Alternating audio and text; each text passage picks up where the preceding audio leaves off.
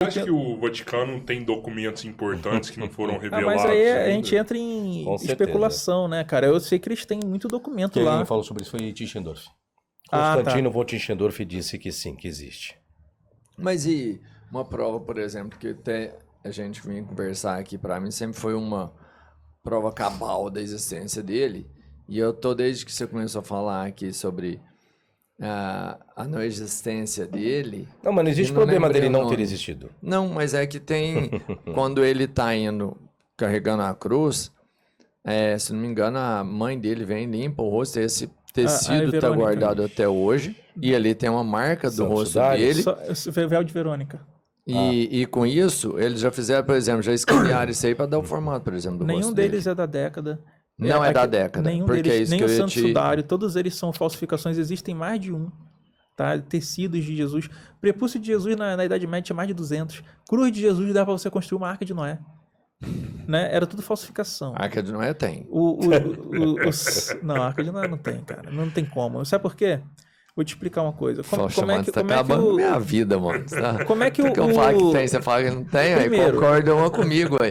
Se a água encobriu até a mais alta montanha, da onde veio e para onde foi essa água? Não, tipo, evaporou, porque tá chovendo Não, até evaporou, hoje, né? mas se evaporasse, teria. Se você pegasse toda a quantidade de nuvem no céu, o lençol freático, né, a água acumulada embaixo do solo, você somasse e daria água para cobrir a mais alta montanha. Eu nunca grilei com onde foi parar a água. Eu grilei de onde eu conseguiu pegar um casal de cada bicho. Isso, mas calma, vamos por parte. A Arca de Noé, para mim, é uma das histórias mais problemáticas. Vamos lá, vamos. Por exemplo, como é que pegou o canguru como é que lá, um bicho né? preguiça foi parar lá na Arca? Aí sabe que eles falam que foi o continente Pangeia, que era todo o continente junto. Sim. Só que aí tem um problema. Pangeia é um continente de 250 milhões de anos atrás. Nem existia ser humano. Sim. Ser E humano pra nem... andar isso tudo a pé? Não, e aí tem um problema. Se Pangeia ele se dividiu em 4 mil anos, como eles propõem, e a Terra é jovem, tem 7 mil anos e não 4,5 bilhões de anos, se a gente acreditar nessa loucura, a taxa de separação do continente foi tão rápida que teria que ter explodido o planeta Terra.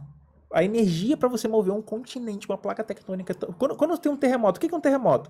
É uma placa tectônica que desliza sobre a outra. Aí você tem terremotos que devastam aí nações inteiras, não é isso? Para você ter uma placa... as placas tectônicas elas se movem cerca de 13 centímetros por ano. Então, para você ter a distância que você tem hoje, são 250 milhões de anos. Para você ter essa distância, afastamento com a velocidade, para você ter a configuração que você tem hoje, em 4 mil anos, você teria que explodir o planeta Terra. Não tem a energia para isso explodir a Terra.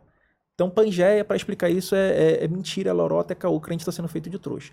Outra questão, o urso polar, ele ia ficar em qual câmara frigorífica? O pinguim, né? Esses animais que dependem das questões árticas, os animais que dependem de um clima extremamente seco do deserto, os animais de clima úmido temperado, os animais aquáticos, porque ia misturar, né? Água salgada, água doce, ia trocar o pH do oceano, né? Vocês iam ter ali um extermínio em massa de plânctons, fitoplânctons, essas coisas todas, né?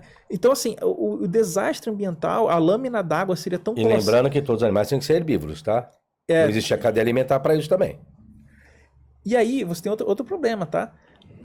Como é que ele ia armazenar essa quantidade de comida? Como é que ia caber todos os animais ali dentro? Né? Que seriam 8... Cara, seria muito animal, não tem nem como te falar. Espécies. Uns 16 milhões de espécies de animais aí. 8 milhões de espécies, 16 milhões de animais. O zoológico do mundo tem essa quantidade de espécies. Cara, mas eu acho que até a Igreja Católica abriu mão dessas histórias, assim, por exemplo. Eu já vi padre concordando que Adão e Eva não existiu. Né? Não tem como simbologia você ficar batendo Sabe por que Adão e Eva não existiu? E eu posso provar isso pro crente que está assistindo? Todos nós temos uma coisa para a gente poder se mexer, falar, uma coisa chamada mitocôndria. Toda mitocôndria vem da mãe. Como é que Adão vai ser o primeiro ser vivo se a mitocôndria, para ele poder fazer ATP, para ele produzir energia, teria que ter vindo de uma mulher? Outra coisa, nós temos no nosso corpo, no nosso DNA, no nosso genoma, uma coisa chamada retrovírus endógeno. É endógeno porque é passado através de reprodução, tá? Então, assim, para nós termos uma família, por exemplo, assim, Hervey K, W, vários grupos de família de retrovírus endógeno no mesmo ponto do genoma, com um chimpanzé, com um bonobo, com um gorila, com um hamster, por exemplo, com outros animais, é só ser um ancestral nosso em comum fosse infectado com aquele vírus e aquele vírus passasse de geração em geração e inclusive cada agente fosse carregando ele em sua geração. Só que a gente não tem só um não. Só para uma família são 200. E aí você tem a família W, família H, cada uma com cerca de 200 pares iguais no genoma. Isso só é explicado através da evolução. Não tem como você explicar isso através de criacionismo, criar separado. A probabilidade para isso aí, sei lá, a gente poderia calcular aí coisa como você pegar todos os átomos do universo e não ia chegar no número para isso acontecer, entendeu? É extremamente provável se não for através de descendência por modificações que é a evolução, a seleção natural. Então Adão e Eva não existiu. Darwinismo puro. É, a seleção natural. Na verdade, aí tem a ver até com Mendel, né? A genética mendeliana, né? Então, a gente está falando aqui da teoria sintética da evolução, que é quando junta Mendel e Darwin. Né? Porque as pessoas falam que a teoria da evolução parou em Darwin. Não. Ela evolui, ela ganha novos arcabouços explicativos até hoje. Morfologia, né? A questão genética, essas coisas que vão sendo fundidas e integradas a ela e fazendo todo um arcabouço probatório de que, de fato, os seres humanos e os animais evoluíram. Por exemplo, se você pegar a asa de um morcego, a mão do ser humano e a nadadeira da baleia, as estruturas ósseas são as mesmas, só que em tamanhos e funções diferentes. No morcego é usado para voar, no ser humano, para a gente poder manipular ferramentas, né, objetos, e nas baleias para poder nadar. Mas as estruturas ósseas são praticamente a mesma. Semelhantes. E isso você não explica com criacionismo. O criacionismo não consegue explicar essas coisas. Você só explica isso com teoria sintética da evolução. Aí, uma vez um ateu me falou uma parada que é engraçada, assim, tipo... Pergunta boba, mas você acredita em vida inteligente em outros planetas? Cara, é probabilidade. Por exemplo, assim, vamos falar sobre a origem da vida. A origem da vida, ela tem que começar com química. Química básica. Seriam, por exemplo, assim, monômeros, tá? Que seriam ali estruturas básicas que eles se ligam entre eles por ponte de hidrogênio, por ligação covalente, né? E aí eles vão formando ali uma cadeiazinha, né? Uma cadeiazinha que chamam de polímero, essa cadeia. Essa cadeia de polímero, ela se junta dentro de uma estrutura, de uma membranazinha que é feita com gordura, ácidos graxos simples, tá? Gordura, como se fosse uma gordurinha ali, uma célula de gordura. E tem essas coisas todas são, alguns desses passos todos já são reproduzidos no laboratório, tá? Então você tem ali uma espécie de protocélula de gordura, que quando ela chega, digamos que isso aqui é uma fumarola, né? Ela chega próxima aqui da fumarola, que é naquele fundo oceânico, né? Sai aqueles geysers quentes por causa da atividade vulcânica. Ela chega próxima, ela se expande. Quando ela se afasta, ela retrai. Então, quando ela se expande, entram os monômeros dentro dessas protocélulas de gordura simples, ácidos graxos, e lá dentro elas vão se ligando por química simples. Só que esses pares, eles só podem se ligar de forma igual, a TGC, né? Então, essa ligação permite uma protoestrutura de uma protofita de RNA, uma protofita de DNA, né? E elas podem se dobrar entre si. Aí, por exemplo, uma própria fita se dobra, aí forma como se fosse uma espécie de um gancho, e aquele gancho vai ser usado para fazer uma outra estrutura. Quanto mais essas protocélulas conseguem ser eficientes em se reproduzir, em trazer modificações que elas ganhem em competição das outras protocélulas, mais monômeros elas adquirem, aumentando a cadeia de polímero, e assim vai se sucedendo a evolução até você chegar no Luca, que seria o primeiro ancestral comum de todos, que é considerado um ser vivo. É porque existe hoje o debate se vírus é ser vivo, não é? A gente viu na pandemia aí o que o corona fez, né?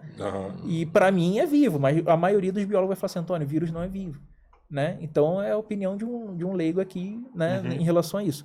Mas você sabe que existem estruturas simples que nem vidas são consideradas, mas que têm os mesmos princípios básicos. Aí muita gente fala assim, Antônio, mas a probabilidade de você ter uma célula humana hoje formada é a mesma coisa que eu te falei lá dos átomos do universo, seria impossível. Só que a questão a célula humana hoje é de 3,5, 4 bilhões, 4,2 bilhões de anos depois da protocélula. A protocélula, como eu te falei, é simples. Ácidos graxos simples, formando uma vesícula, monômeros e polímeros. Isso é simplesmente possível de ser feito. Entendeu? Então, quando se fala, complexidade redutível para a célula de hoje, sim, vamos pegar uma analogia para quem não está entendendo entender. Se eu fazer um prédio, eu tenho que usar escora, andaime, essas coisas, sim ou não? Claro. Para poder fazer o concreto, a estrutura armada, tudo isso. Mas, depois que ele está pronto, que secou tudo, eu consigo tirar aquela estrutura, né? Aí, o prédio ele fica complexamente redutível, porque se eu tirar o primeiro andar, ele desaba, não é isso?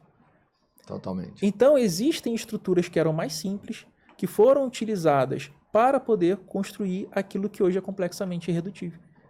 Então, esse papo de criacionista, de que tudo é muito complexo, de que a vida é impossível.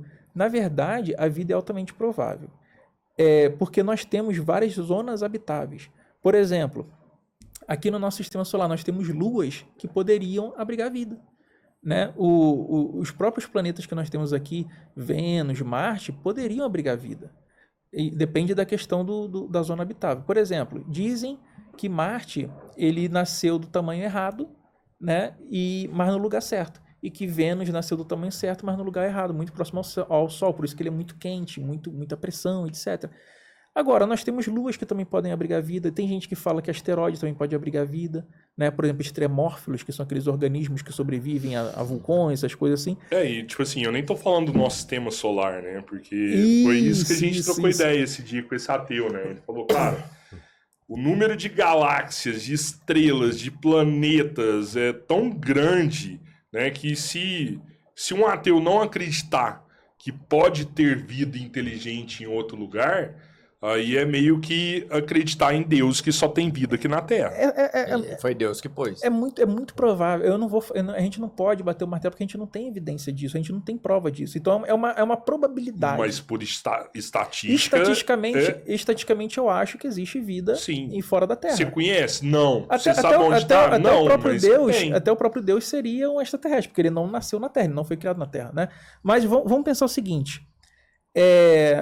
Só na nossa galáxia são cerca de 200 bilhões de estrelas. Cara, é um número que já vira abstrato. Você não consegue nem mensurar o que é 200 bilhões de estrelas. Tá? Você não consegue nem mensurar isso. Só na nossa Via Láctea é isso. O número de estrelas no universo, se você somar todos os grãos de areia da Terra, não dá o número de estrelas do universo. Para vocês terem ideia. Grãos de areia de todas as praias do planeta não dá o número de estrelas no universo. Existem hoje no universo cerca de 2 trilhões de estrelas que nós estimamos, porque pode ser mais, porque a gente tem um limite na observação do universo. Se nós temos 2 trilhões de galáxias, e cada galáxia tem cerca de 200 a 400 bilhões de estrelas, e cada estrela tem cerca de 8 planetas, e esses planetas, cada um ali, um vai ter uma lua, outro vai ter 10 luas, outro vai ter 20 luas, a probabilidade de não ter vida fora da Terra é extremamente pequena. Agora, uma outra questão. Haver vida é muito provável. Haver vida inteligente já é reduzido. Essa vida inteligente achar a Terra muito reduzida e ela chegar na Terra pior ainda. Sim. Porque as dificuldades da própria lei da física para você cruzar de uma estrela para outra são barreiras assim que nós seres humanos ainda nem conseguimos a conceber de tão difíceis. Pode ser que com a computação quântica, pode ser que com avanços de inteligência artificial a gente consiga tecnologia de dobra espacial, viabilizar transporte na velocidade da luz, mas atualmente isso beira o impossível. Mas há 300 anos atrás você fazer uma ligação de celular era visto como algo possível também, né? Sim. Então, assim, é algo especulativo, tá? Ninguém aqui vai bater o martelo em relação a de fato existe vida extraterrestre, entendeu?